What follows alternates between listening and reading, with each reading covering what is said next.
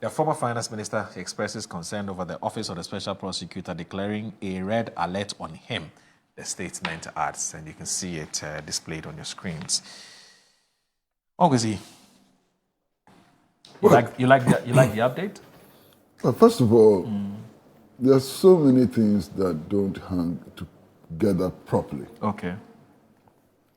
One of them is the merry-go-round, that the special prosecutor is subjecting us to. I know it's a fact. And according to the little law that I know, Mr. Ofori-Atta is not under any obligation to cooperate with the investigating authorities. Yes. So Mr. Ofori-Atta can come into Accra and say that I won't talk, I won't answer questions, and it will be perfectly within his legal rights. So this impression that until and unless we brought Mr. Ofori-Atta into Accra and taken him into a room in the Special Prosecutor's office, investigations will be stalled. It's problematic. I don't understand it. Okay.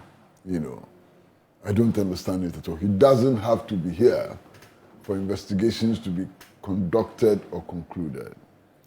As a matter of fact, he can even be prosecuted in absentia. So this whole thing about bringing him and red alert and so on, sometimes I have a feeling that it could amount to nothing but red herring. Okay, that's true. Then it's also very clear to me that the many stories that are coming from Mr. Ofori-Atta himself and his family don't hang together. There's a problem with the stories we are being told. I listened to an interview that Mr. Ofori-Atta's wife granted to Joy FM, I think, and I was amazed at the information she herself disclosed. One, they were alarmed because his PSC level, first of all, they went to the hospital, and his PSC was not, PSC is a blood test, the results of a blood test.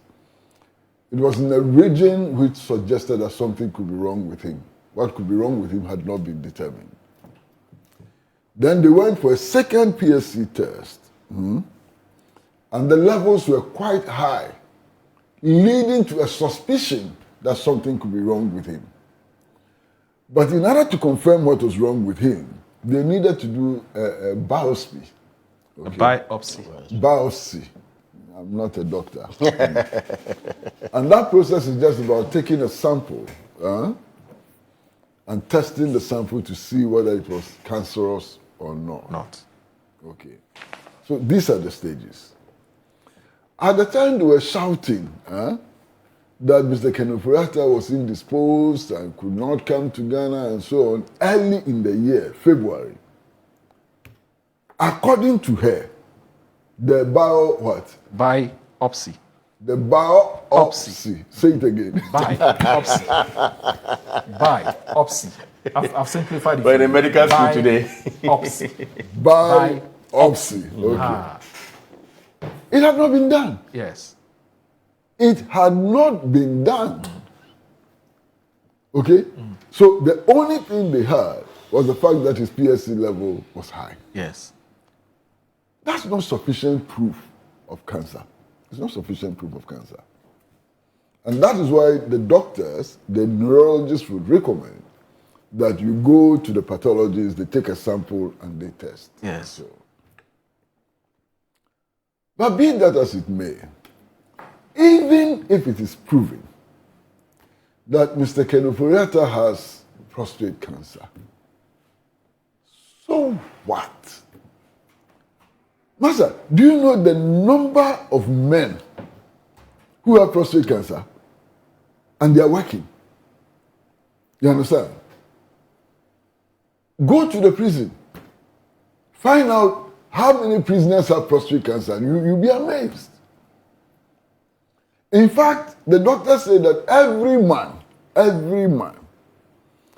between the ages of 40, 45 and you die, there's a likelihood that you will get it. And many of them get it. You understand? These days, even the medical scientists have developed non-intrusive surgery. Non-intrusive surgery to deal with prostate cancer. So people actually go to the hospital, they have the surgery, and they go back home. The only inconvenience they may have to deal with is that they may have to carry a catheter. You understand? So prostate cancer is not what they make it to be. Master, do you know the number of surgeries people have undergone and they're walking around and so on? Why? This ambulance trial involving atoposin and so on. You remember one of the accused persons was actually paralyzed. He couldn't walk. He was in a wheelchair. They put him in a wheelchair and wheeled him to the court to go and testify. He was actually partially blind. Compare his state of health to the state of health of Ofori-Atta, who has been captured in videos eating from Asian restaurants and merrymaking and so on. What are these Ananse stories that are being told us all over the place? What is this? You understand? Captured in videos. Do you trust those videos? Oh. Well, yes, these days of AI. Hold on. I mean, I didn't expect it from Uncle Kwesi. These days, honestly, we should all be careful about the videos. Yeah, it's so good. It's even possible that that's an old video. Yes. I don't know. No. Understand? No. If you come to AI, it's a different kettle of fish. I don't know. But then I've seen those videos. I'm not saying that they're authentic or they are not authentic. You understand? But I'm saying that the presence of those videos raises the level of doubt, even if they are false. For those of us who cannot say whether they are false or not, it raises the level of doubt. Right. That's what I'm saying.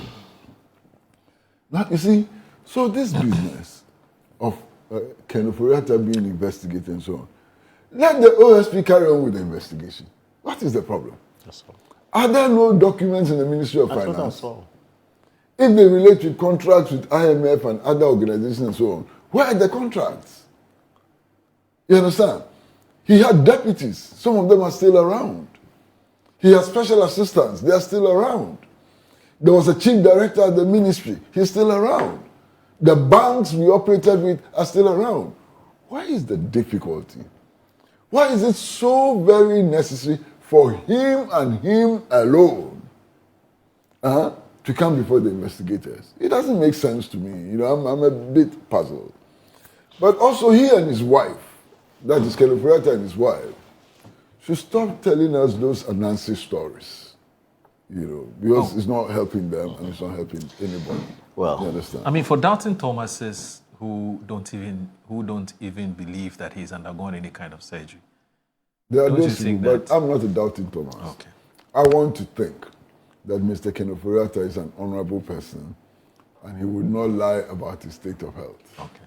Even as his wife, you know, messes up the whole thing with the fact that he's undergone surgery successfully.